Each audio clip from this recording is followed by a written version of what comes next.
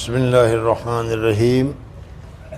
الحمدللہ رب العالمین والصلاة والسلام علی سید الانبیاء والمرسلین محمد وآلہ واصحابہ اجمعین اما بعد۔ میں نے پہلے بتایا تھا کہ اللہ تبارک و تعالیٰ نے ہمارے لیے دو چیزیں پیدا کی ہے، ایک تو ہے شیطان، اور شیطان کے مقاصد بہت سارے ہیں، لیکن ان سارے مقاصد کے لیے اللہ تبارک و تعالیٰ نے فرمایا کہ ان مقاصد شیطان ضعیف ہے، اور بتایا بھی تھا کہ کتنی بڑے شیطانی خیال آ جائے، شیطانی ارادہ پہ دل میں پیدا ہو جائے، اور اس وقت آدمی اعوذ باللہ من الشیطان الرجیم لا حول ولا قوت الا باللہ العلی وغیرہ پڑھتا ہے تو وہ آہستہ آہستہ بالکل ختم ہو جاتا ہے، اس وجہ سے کہ شیطان کی ساری طاقتیں اللہ تبارک و تعالیٰ کے نام کے سامنے، اللہ تبارک و تعالیٰ کے ذکر کے سامنے جھک جاتی ہے، اور وہ برداشت نہیں کرتی اور وہ چلا جاتا ہے۔ اس وجہ سے ہمیں شیطانی مقاصد، شیطانی تکالیف، شیطانی تحریکات اور شیطانی چیزوں سے بچنا چاہیے، یہ بہت زیادہ ضروری ہے۔ دوسری چیز، اللہ تبارک و تعالیٰ نے ہمارے اندر ایک نفس پیدا کیا ہے۔ نفس کیا چیز ہے اس کے متعلق صوفیہ بتاتے ہیں کہ ایک گوشت کا لوٹھڑا ہے، گوشت کا ٹکڑا ہے جو اللہ تبارک و تعالیٰ نے ہمارے دل میں پیدا کیا ہے، اور اسی کو ہم دل بھی کہتے ہیں، من بھی کہتے ہیں، دماغ بھی کہتے ہیں، اور کیا مختلف الفاظوں کے ذریعے سے ہم یاد کرتے ہیں۔ میرا دل نہیں مانتا، میرا دل اس کو قبول نہیں کرتا، میری سمجھ میں نہیں آتا، یا مجھے یہ چیز نہیں جچتی، یا اس قسم کے جو بھی الفاظ ہیں وہ سارے کے سارے نفس کی طرف اشارہ کرتے ہیں کہ اللہ تبارک و تعالیٰ نے ہمارے دل میں ایک نفس پیدا کیا ہے، اور اس نفس کے متعلق تفصیل سے میں پہلے تمہارے سامنے بیان کر چکا ہوں کہ نفس کی پیدائش ہی اللہ تبارک و تعالیٰ نے برائی میں رکھی ہے، اس میں ہر بری چیز اس کو اچھی لگتی ہے، سمجھ میں آیا؟ اس وجہ سے ہر بری چیز سے نفس بہت زیادہ مانوس ہوتا ہے، لیکن ہمیں جو حکم دیا گیا ہے وہ یہ ہے کہ نفس برا مانے یا نہ مانے، اگر اللہ تبارک و تعالیٰ کا حکم ہے، حدیث کا حکم ہے، سنت ہے، حضور اکرم صلی اللہ علیہ وسلم کا ارشاد ہے، تو پھر تمہارا دل چاہے یا نہ چاہے تمہیں اللہ تبارک و تعالیٰ کے احکامات کے اوپر عمل کرنا چاہیے۔ اس وقت ہم پھنس جاتے ہیں جب نفس کے اشاروں پر اور نفس کی باتوں کے اوپر ہم عمل کرنا شروع کر دیتے ہیں۔ نفس کی تین قسمیں بتائی تھی، ایک کو تو نفس امارہ کہا جاتا ہے، دوسرے کو نفس لوامہ کہا جاتا ہے، تیسرے کو نفس مطمئنہ کہا جاتا ہے۔ اللہ تبارک و تعالیٰ نے یہ ہمارے لیے مخالف تو بنایا ہے، لیکن یہ ہمارے لیے اگر کام لیں تو یہ بہت ہی زیادہ ترقی کا سبب اور ذریعہ بنتا ہے، سمجھ میں آ گیا؟ جیسے مثلاً اگر آدمی چلتا ہے، دوڑتا ہے، اور اس کی جگہ پر اگر گھوڑے پر سوار ہو جائیں تو بہت جلدی مسافت طے ہو جاتی ہے، بہت جلدی پہنچ جاتا ہے۔ اسی طریقے سے اگر نفس کو ہم نے سنوار لیا، نفس کو ہم نے سدھار لیا، نفس کو ہم نے مجاہدہ کر کے درست کر لیا، تو پھر اب اس صورت میں جب ہم عبادت کریں گے، نفس جب ہمارا سدھر گیا ہے، اس نے سستی وغیرہ کو چھوڑ دی ہے، اس نے برائیوں کو چھوڑ دیا ہے، اور پھر ہم اس صورت میں عبادت کریں گے تو وہ عبادت ہماری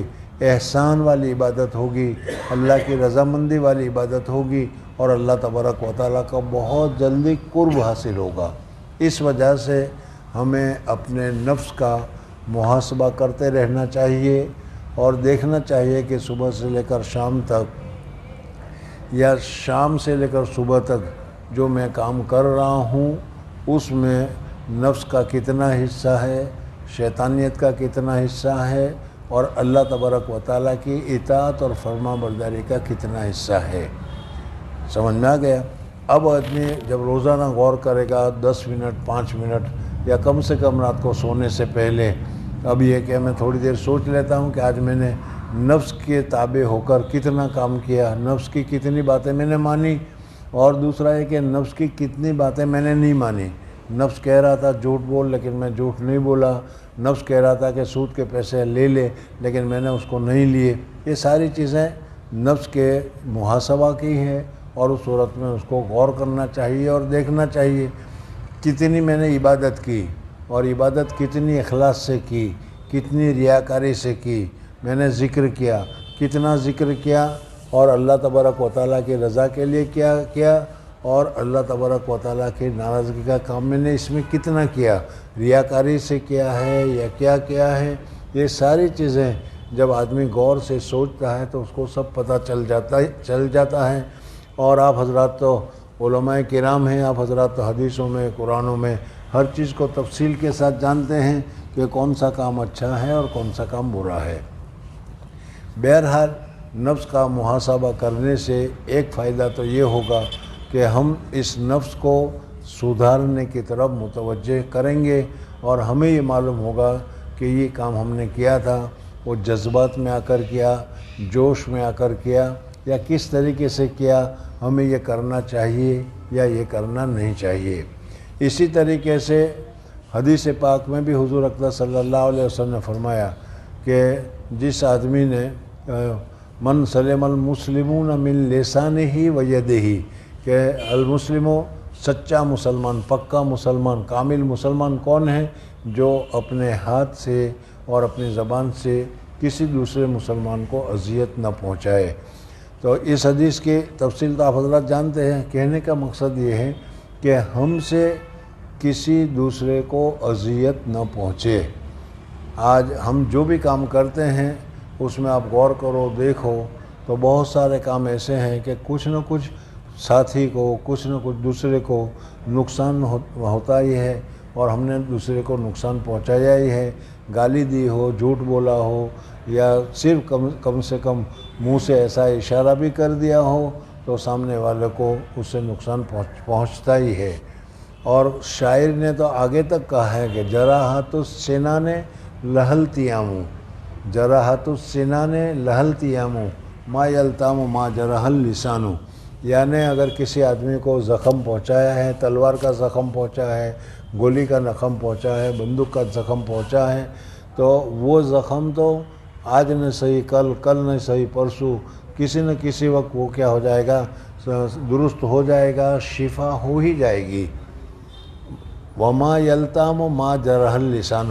لیکن اگر تم نے کسی کو زبان سے اذیت پہنچائی ہے، کسی کو برا بھلا کہا ہے، کسی کی ذلت کی ہے، تو وہ ہمیشہ یاد رکھے گا اور یہ کہے گا کہ اس نے میرے ساتھ ایسا کیا تھا، اس نے میرے ساتھ ایسا کہا تھا، اس نے میرے ساتھ ایسا برتاؤ کیا تھا۔ اس وجہ سے اس سے آدمی زندگی پر چھٹکارا نہیں پا سکتا۔ اس وجہ سے ہمیں لوگوں کو اذیت دینے سے، اپنے اعمال وغیرہ کو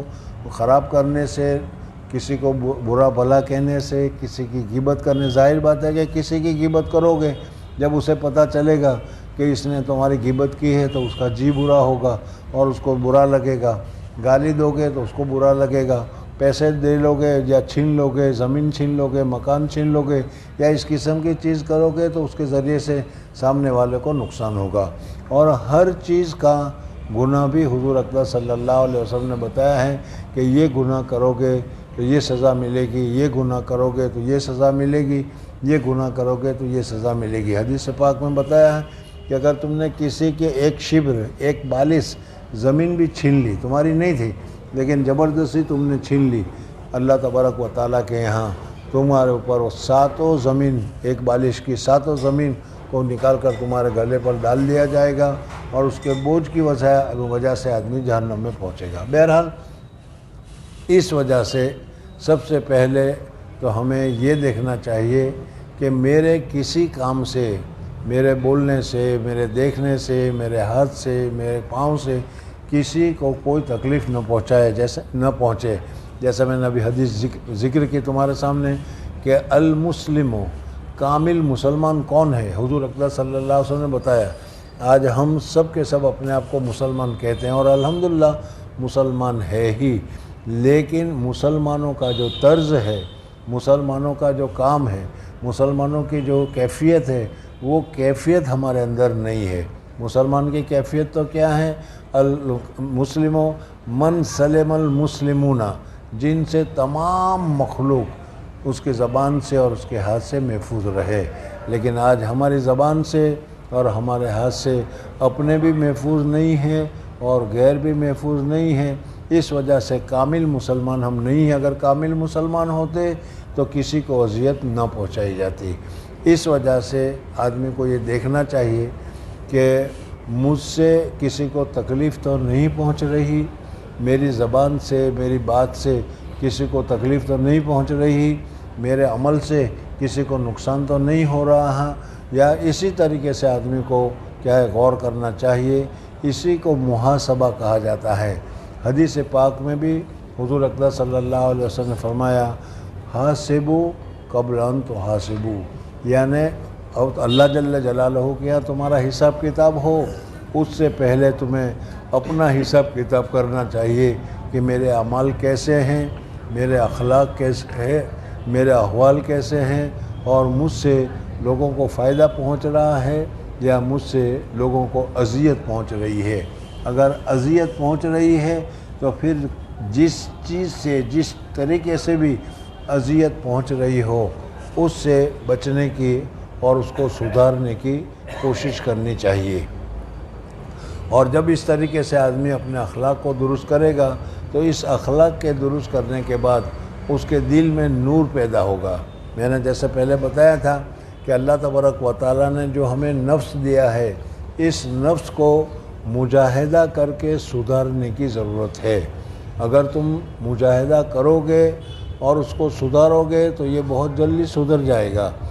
نفس امارہ سے نفس مطمئنہ بن جائے گا۔ لیکن اگر تم نے اس کو سدھارا نہیں تو یہ ایسا ہے کہ کبھی اس کا پیٹ بھرے گا ہی نہیں، کبھی اس کو اطمینان ہوگا ہی نہیں۔ بارہا کہے گا بس صرف ایک مرتبہ دیکھ لو، پھر کبھی نہیں دیکھنا، لیکن وہ ایک مرتبہ کبھی پورا ہوگا نہیں۔ ہر مرتبہ وہ جہنم کی طرح حل من مزید حل من مزید، اور زیادہ چاہیے اور زیادہ چاہیے اور زیادہ چاہیے، اس قسم کا مطالبہ کرتا رہے گا۔ جب یہاں تک یہ بات سمجھ میں آ گئی تو اب یہ دیکھو کہ جس زمانے میں ہم زندگی گزار رہے ہیں، جس زمانے میں ہم اپنے اعمال، اپنے افعال، اپنے اقوال وغیرہ کر رہے ہیں، اس میں ہم نفس کی تابعداری کر رہے ہیں یا نفس کو ہم نے اپنا تابعدار بنایا ہے۔ اصل تو بنانا تھا نفس کو اپنا تابعدار، کہ ہم جیسا کہیں ویسا ہمارا نفس کرے۔ لیکن اس کی جگہ پر آج عام متن تم دیکھو گے تو ہر ایک آدمی اپنے نفس کے تقاضوں کو پورا کرنے میں لگا ہوا ہے، اور نفس کی تقاضوں کو وہ پورا کرتا چلا جا رہا ہے۔ اور نفس کا تقاضا کیا ہوتا ہے؟ ان النفس لامارۃ بالسوء، وہ کبھی اچھائی کی طرف نہیں دیکھے گا بلکہ وہ برائی ہی کی طرف تم کو لے جائے گا۔ اس وجہ سے نفس کے تقاضوں سے ہمیں بچنے کی ضرورت ہے۔ مثلاً اولاً تو نفس ہے، اگر کوئی آدمی آیا اور اس وقت اس نے تم سے چندہ مانگا تو 100 روپے نکالنا ویسے بھی بہت بھاری پڑے گا، آدمی نہیں نکالے گا۔ دل میں جو بخل ہے، نفس میں جو بخل ہے، وہ نفس مختلف بہانے، مختلف راستے، مختلف طریقے بتلائے گا کہ اگر ابھی تم 100 روپے دے دو گے، کل کو تمہارے یہاں ضرورت پیش آئی تو کیا ہوگا؟ یا پھر ابھی تم نے 100 روپے دے دیے، کل کو ہمیں کپڑے سلانے کی ضرورت پیش آئے گی، کل کو ہمیں ڈاکٹر کے پاس جانے کی ضرورت پیش آئے گی، اس وقت کیا کرے گا؟ ہمیں کس سے لیں گے؟ اس وجہ سے نفس روکے گا کہ مت دو، سمجھ میں؟ پھر بھی آدمی زیادہ اس میں اصرار کرے گا تو پھر وہ نفس سمجھے گا کہ یہ ماننے والا نہیں ہے، تو پھر کہے گا کہ ٹھیک ہے چلو 100 کی جگہ پر 50 دے دو، 50 کی جگہ پر 10 دے دو، اس طریقے سے کم پر لائے گا۔ کم پر لا کر بھی تمہیں وہ چھوڑے گا نہیں، بلکہ اب وہ یہ دیکھے گا کہ تم نے یہ پیسے دیے ہیں تو تمہارا نام ہونا چاہیے، سمجھنا، لوگوں میں پتہ چلنا چاہیے کہ تم نے صدقہ کیا ہے، لوگوں کو معلوم ہونا چاہیے کہ تم اس طریقے سے اللہ کے راستے میں دیتے ہو۔ اس وجہ سے اب وہ نفس دوسری لائن سے پھر تم کو غلطی کی طرف، گناہ کی طرف لے جانے کی کوشش کرے گا۔ دیا تھا اس وقت تو بالکل اخلاص کے ساتھ تھا، لیکن پھر نفس تم کو لے جائے گا کہ ذرا دیکھو تو صحیح فہرست میں تمہارا نام آیا کہ نہیں، سالانہ رپورٹ میں تمہارا نام آیا کہ نہیں، اور اگر سالانہ رپورٹ میں نام نہیں آیا تو فوراً پوچھے گا کہ بھائی ہم نے گزشتہ سال 10 روپے دیے تھے، ہمارا نام تو نہیں آیا۔ تو اب یہاں پر پوچھنا یہ ہے کہ تم نے 10 روپے دیے تھے وہ اللہ تعالیٰ کی رضا کے لیے دیے تھے یا اپنا نام لکھوانے کے لیے دیے تھے؟ تو میں نفس دیکھو، پہلے تو تیار ہی نہیں تھا، لیکن پھر اس کے بعد یہ ہوگا۔ یہی حال نماز کا ہے، اٹھانے کے لیے گئے، ابھی نہیں، بھائی 5 منٹ دیر ہے، ابھی 4 منٹ باقی ہے، ابھی 3 منٹ باقی ہے، اور اسی طریقے سے باقی کرنے میں وہ سستی کر کے جماعت سے ہمیں چھوڑا دیتا ہے، نماز سے ہی چھوڑا دیتا ہے۔ لیکن اگر بہت کوشش کر رہا تھا، چلو اٹھ کر پڑھ لی، اور پڑھ لی، تو اب پھر وہ نفس کہتا ہے کہ اتنی عبادت ہم کرتے ہیں، لوگوں کو تو پتہ چلتا ہی نہیں، سمجھ میں آیا نہیں؟ اس وجہ سے جب بات چیت ہوگی، تذکرہ آئے گا، تو اس صورت میں وہ اپنے اس اٹھنے کو یا رات میں بیدار ہونے کو کسی نہ کسی بہانے سے لوگوں کے سامنے وہ ظاہر کرے گا۔ یعنی یہ نفس جو برائی کے اوپر پیدا کیا گیا ہے، وہ کس قسم کی برائیاں کر رہے ہیں۔ اس میں صبح آج تمہارے یہاں 4 بجے تمہاری اسٹریٹ میں کیا ہو رہا تھا؟ کچھ بہت شور ہو رہا تھا نا، یعنی وہ یہ نہیں پوچھ رہا کہ اسٹریٹ میں شور ہو رہا تھا وہ کس وجہ سے ہو رہا تھا، یہ اپنا بتانا چاہ رہا ہے کہ میں 4 بجے اٹھا تھا۔ کیوں اٹھے تھے؟ تہجد کے لیے اٹھے تھے، اللہ کو یاد کرنے کے لیے اٹھے تھے، سمجھ میں آ گئے؟ تو اس وجہ سے ان ساری تقریر کا خلاصہ یہ ہے کہ ہمارا جو نفس ہے لَأَمَّارَةٌ بِالسُّوءِ، بہت ہی برائی کا، گناہ کا، جس میں اس کو بہت مزہ آئے، جس میں اس کی بہت شہرت ہو، جس میں اس کو بہت ہی اعزاز ملے، ویسا سارا کام نفس کراتا ہے۔ کوئی کام اخلاص کے ساتھ کرنے کے لیے تیار نہیں ہوتا۔ لیکن اگر تم محاسبہ کرو گے، اور محاسبہ کرنے کے بعد تمہیں معلوم ہوگا کہ یہ میری غلطی ہے، یہ میری غلطی ہے، یہ میری غلطی ہے، یہ میری غلطی ہے، اور یہ میری غلطی مجھے سدھارنی چاہیے، اور اس سدھارنے کے لیے جو راستے ہوں گے اس راستے کے اوپر تم عمل کرو گے، تو یہی نفس جو تم کو ابھی تک برائی کے اوپر لے جا رہا تھا، وہ اب تمہارے ساتھ کیا ہے، برائی کے راستے سے بچانے کی یا برائی سے راستے سے بچنے کی کوشش کرے گا۔ میں نے پہلے ایک مثال تمہیں بتائی تھی کہ اس وقت ہماری حالت یہ ہے کہ نفس نماز پڑھنے سے، قرآن پاک کی تلاوت کرنے سے یا عبادت کرنے سے روکتا ہے، کوشش کرتا ہے کہ کسی طریقے سے یہ کام نہ کریں۔ لیکن جب زبردستی ہم اس سے کرواتے ہیں، تب وہ یہ سمجھ جاتا ہے کہ اب یہ اللہ تبارک و تعالیٰ کی عبادت سے، نماز پڑھنے سے وہ رکے گا نہیں۔ تو اس وقت تو حالت یہ تھی کہ کوئی تکلیف نہیں ہے، کوئی پریشانی نہیں ہے، کوئی الجھن نہیں ہے، کوئی تھکان نہیں ہے، لیکن اس کے باوجود وہ غفلت میں چلا جائے گا اور نماز پڑھنے سے رک جائے گا، ویسے ہی کمرے میں پڑا رہے گا، لیکن نماز کے لیے نہیں اٹھے گا وہ۔ اور جب نفس کی اصلاح کی جائے، مجاہدہ کیا جائے، اور نفس کو دبایا جائے، اور نفس کی اصلاح کی جائے، اس کو غلط راستے سے روکا جائے، تو پھر اس صورت میں نفس میں اللہ تبارک و تعالیٰ نے قبولیت کی بھی صلاحیت رکھی ہے۔ وہ ہماری مجاہدے کو، ہماری کوشش کو وہ قبول کرے گا، دیر سے ہوگی لیکن کیا ہے، قبول ضرور کرے گا۔ یہ نہیں کہ وہ قبول نہیں کرتا، سمجھ میں، وہ ہماری محنت کو، ہماری کوشش کو قبول کر لے گا۔ اب جب اس کو یہ معلوم ہو گیا کہ اب یہ نماز نہیں چھوڑتا، اب نماز کے طرف متوجہ کرے گا، اب وقت ہوتے ہی دل میں نفس میں خود خیال پیدا ہوگا کہ نماز کا وقت ہو رہا ہے، تمہیں نماز کے لیے جانا ہے۔ یہ حالت ہمارے اوپر آتی ہے۔ یا اس کے علاوہ بھی دیکھو، جو میں مثال تمہیں بتا رہا تھا اس میں، کہ اس وقت کچھ بھی تکلیف نہیں ہے، لیکن نماز چھوڑنا بہت زیادہ آسان ہو جاتا ہے، اس لیے کہ ابھی ہم نفس امارہ کے پکڑ میں ہے۔ لیکن اگر نفس امارہ کے پکڑ سے ہم نکل گئے، تو پھر اس صورت میں رات کو 12 بجے 1 بجے تم کہیں سفر سے آئے ہوئے ہوں گے اور خوب تھکان بھی لگی ہوئی ہوگی، سمجھ میں، گھر والے بھی کہتے ہیں کہ بھائی 12 بج گئے 2 بج گئے، اب تم سو جاؤ، صبح کو نماز پڑھ لینا، صبح کو نماز پڑھ لینا، سمجھ میں آ گیا، لیکن تمہارا نفس یہ کہے گا کہ نہیں، اس نفس کی عادت ڈال لی ہے تم نے نماز پڑھنے کی، اس وجہ سے وہ کہے گا کہ نہ اس وقت تو اگر ہم سوئیں تو نیند ہی نہیں آئے گی، کبھی تو نماز باقی ہے، نماز باقی ہے، نماز باقی ہے، اس لیے نماز پڑھو گے تو ہی نیند آئے گی۔ حالانکہ وہی نفس تھا جو 10 سال پہلے تم کو کیا ہے کچھ بھی نہیں تھا اور نماز سے سلا دیتا تھا، لیکن جب تم نے اصلاح کی تو اصلاح کرنے کے بعد اب یہی نفس کہتا ہے کہ تھکان ہے یا کچھ بھی نہیں، لیکن پھر بھی نماز پڑھ لو، اور نماز پڑھ کر پھر سو گے تو پھر اطمینان ہوگا۔ تو خلاصہ یہ ہوا کہ اللہ تبارک و تعالیٰ نے ہمارے ساتھ جو دوسرا رکاوٹ اور معنی جو رکھا ہے وہ ہمارا نفس ہے۔ اس نفس کو سدھارنے کی ذمہ داری خود ہماری ہے تاکہ وہ غلط نہ جائے۔ ہاں، نفس کے تقاضا، نفس جیسا کہے گا اس تقاضے پر جب تم عمل کرتے چلے جاؤ گے تو نفس کے تقاضے کبھی پورے نہیں ہوں گے، وہ ہمیشہ لَأَمَّارَةٌ بِالسُّوءِ۔ اور آج جس ماحول میں اور آج جس وقت میں جس طریقے سے ہم زندگی گزار رہے ہیں،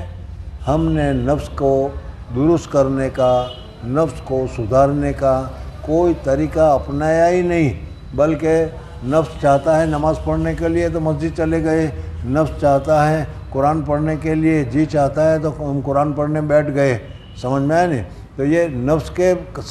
سہارے ہم کام کر رہے ہیں، اور جس کو نفس نہیں کرواتا ہم اس کے کرنے سے بچ جاتے ہیں۔ تو یہ نفس کے تقاضے پر اگر ہم اس طریقے سے چلتے رہیں تو پھر اولئک کالانعام بل ھم اضل سبیلا جو قرآن پاک میں کہا گیا ہے اسی طریقے سے ہوگا، اس لیے کہ نفس میں حرص بھری ہوئی ہے، وہ کبھی حرص پوری نہیں ہوگی۔ جس کو پیسے کی حرص لگ جاتی ہے، تم دیکھتے ہو کہ ہر وقت وہ پیسے کے چکر میں لگا ہوا ہے۔ کسی آدمی کو کرسی کی حرص لگ گئی، اپنے آپ کو بڑا بنانے کی حرص لگ گئی، تو وہ ہر وقت اسی چکر میں لگا رہتا ہے اور اسی کوشش میں رہتا ہے کہ لوگوں میں وہ بڑا شمار کیا جائے، لوگوں میں وہ بڑا سمجھا جائے، سمجھ میں آنے، اور ذرا سے اس کی بے عزتی کی جاتی ہے تو وہ ناراض ہو جاتا ہے۔ وہ سب نفس کے تقاضے پر عمل کرنے کی وجہ سے ہے۔ اس وجہ سے اس سلسلے میں ہمیں اپنے نفس پر کنٹرول کرنا چاہیے، اپنے آپ کو دیکھنا چاہیے ہم کہاں ہیں، کیسے ہے۔ اب اگر کوئی آدمی خود ہی علاج شروع کر دے تو یہ بھی صحیح نہیں ہے، سمجھ میں آیا؟ تم نے دیکھا ہوگا کہ ڈاکٹر سب کا علاج کرتے ہیں، لیکن خود وہ بیمار ہو جاتے ہیں تو وہ کسی دوسرے ڈاکٹر کے پاس جاتے ہیں۔ یہ نہیں کہ چلو بھائی مجھے معلوم ہی ہے تو میں یہ ٹیبلیٹ لے لوں، نہیں، وہ دوسرے کے پاس جاتے ہیں۔ تو اصلاح کرانے کے لیے، اپنا تندرستی حاصل کرنے کے لیے جس طریقے سے دوسرے کے پاس جاتے ہیں، دوسرے سے رائے لیتے ہیں، اسی طریقے سے اپنی روحانی اصلاح کرنے کے لیے بھی ہمیں کسی جگہ جانا پڑے گا، کسی کے سامنے اپنے عادات، اپنے حالات، اپنی جی اور اپنا دل کھول کر رکھنا پڑے گا، اور پھر اس صورت میں جب وہ بتائیں گے کہ اس طریقے سے کرو تاکہ تمہارے اس کرنے کی وجہ سے تمہارے اندر یہ برائیاں پیدا ہوئی ہے وہ نکل جائے، تو پھر اس صورت میں نفس کیا ہو جاتا ہے، سدھر جاتا ہے، اصلاح پا جاتا ہے، اور پھر اس صورت میں تکبر کی جگہ پر اس کے درمیان میں اس کو عاجزی آ جاتی ہے۔ میں نے پہلے تمہیں ایک واقعہ بتایا تھا، نہ ہوا گنگو، سمجھ میں آیا نہیں؟ یاد آ گیا پورا قصہ؟ نہ ہوا گنگو، حضرت حاجی شیخ عبدالحق حقانی رحمۃ اللہ تعالیٰ علیہ گنگو کے ہمارے بہت بڑے بزرگ ہیں، ان کے پوتے شاہ ابو سعود رحمۃ اللہ تعالیٰ علیہ جب شیخ نظام الدین کے پاس گئے تو وہ صاحبزادگیت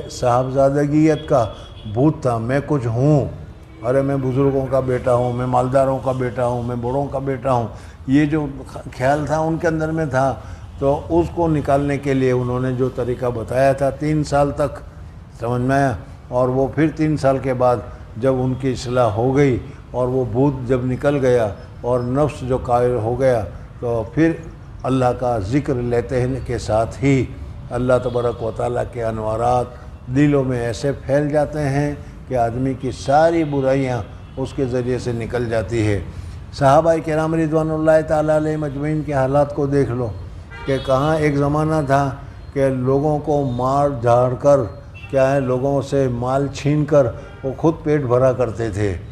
سمجھ میں آیا نہیں؟ کسی دوسرے کو کھلانا تو دوسری بات رہی،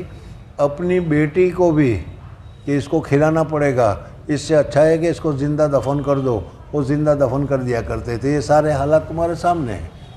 لیکن حضور اقدس صلی اللہ علیہ وسلم کے پاس تشریف لے جانے کے بعد حضور اقدس صلی اللہ علیہ وسلم کی وجہ سے جو یہ نفس ان کا سدھرا، نفس جو ان کے درست ہوا، تو وہ پھر اس درجے پر پہنچ گیا کہ قرآن پاک میں بھی جس کے لیے فرمایا کہ وہ یسرون علی انفسہم ولو کان بہم خصاصہ۔ حضور اقدس صلی اللہ علیہ وسلم کے پاس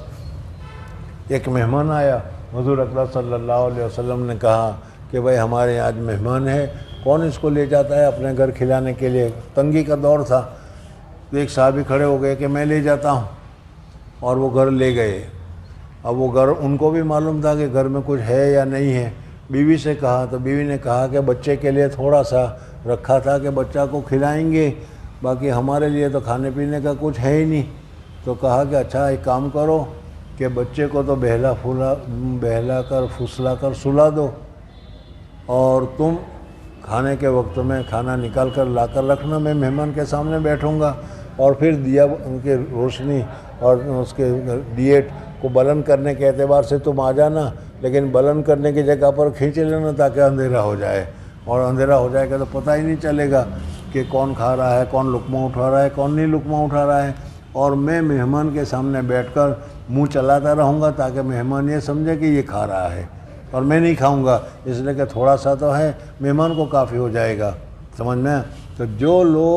لوگوں سے چھین کر کھا لیا کرتے تھے وہ اس درجے پر پہنچ گئے کہ کیا ہے، میں بھوکا رہوں تو کوئی حرج کی بات نہیں، لیکن حضور اقدس صلی اللہ علیہ وسلم کا یہ مہمان جو ہے وہ کیا ہے، پیٹ بھر لینا چاہیے، ان کو کھانے کا مل جانا چاہیے۔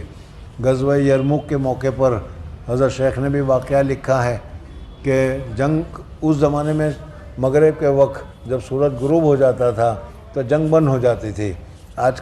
کی طرح نہیں کہ اندھیرے میں بھی جنگ ہوتی رہے، اور کیا ہے اس وقت لوگ دن بھر میں کون زخمی ہے، کون مر گیا ہے، کون زندہ ہے، ان کی تلاش کے لیے نکلتے تھے، لاشوں میں دیکھا کرتے تھے۔ تو ایک آدمی نکلا کہ چلو میں اپنے چچا زاد بھائی کو تلاش کرتا ہوں،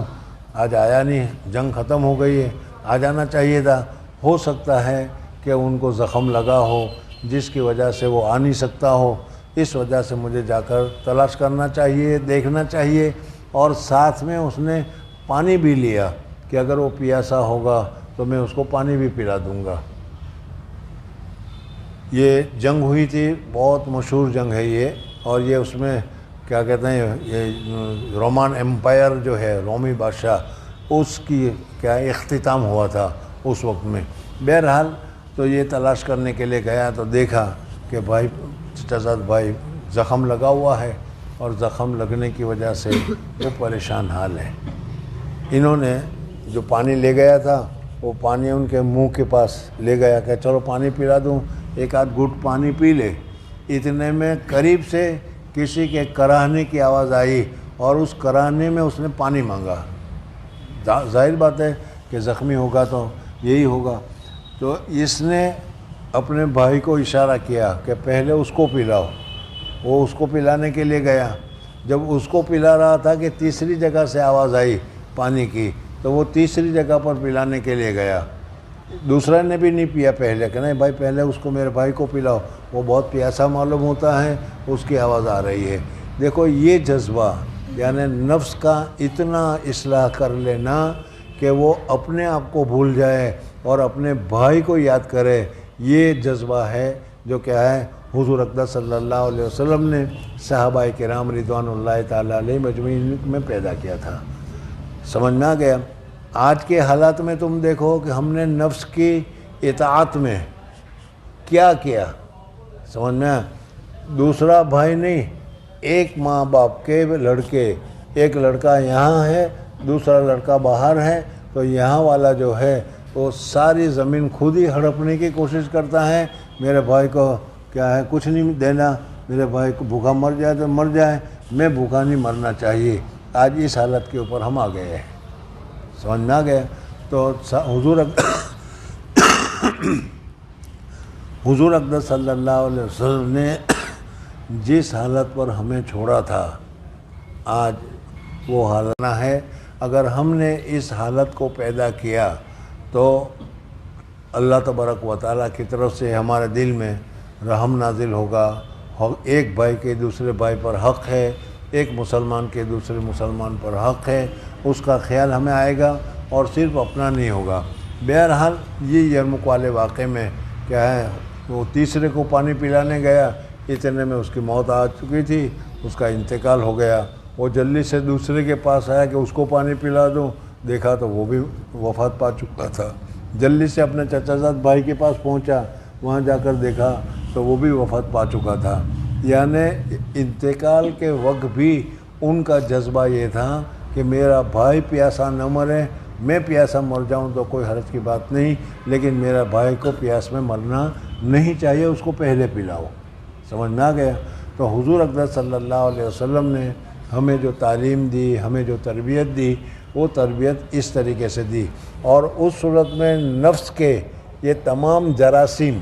نفس کے یہ تمام تعلقات، نفس کے یہ تمام خرابیاں جب نکل جائے گی تو پھر اس صورت میں نفس جو ہے مزکہ مصفہ ہو جائے گا، اور مزکہ اور مصفہ ہونے کے بعد اب اگر وہ اللہ تبارک و تعالیٰ کی عبادت کرے گا تو عبادت میں اس کو لذت محسوس ہوگی، نماز پڑھے گا تو نماز میں اس کو مزہ آئے گی، قرآن پڑھے گا تو قرآن میں اس کو مزہ آئے گی۔ آپ حضرات نے صحابہ کے واقعات دیکھے ہیں کہ قرآن پڑھتے ہوئے سکینہ اور فرشتے اترتے تھے، اور آج اسی قرآن کو ہم پڑھتے ہیں تو پھر کیا ہے، ذرا مکھی کاٹتی ہے یا مچھر آ کر بیٹھ جاتا ہے تو قرآن کی تلاوت سے ہمارا دھیان ہٹ کر اس کی طرف متوجہ ہو جاتا ہے۔ یہ ساری خرابی ہمارے اندر پیدا ہوئی ہے، اور یہ خرابی پیدا ہوئی ہے نفس کی اطاعت کرنے سے۔ نفس کی اطاعت کرنے سے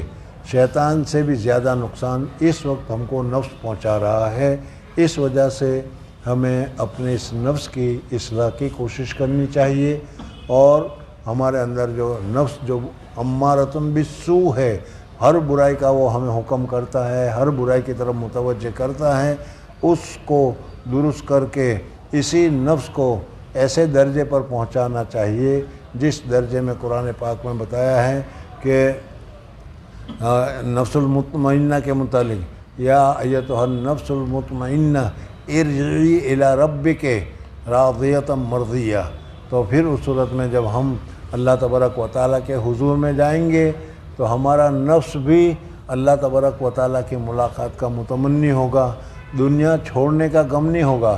گھر والوں کو چھوڑنے کا غم نہیں ہوگا، مال اور دولت کے چھوڑنے کا غم نہیں ہوگا، بلکہ اللہ تبارک و تعالیٰ سے ملاقات کی جو خوشی ہوگی، اور اللہ تبارک و تعالیٰ سے ملاقات کا جوش ہوگا اور تمنا ہوگا۔ حدیث پاک میں آتا ہے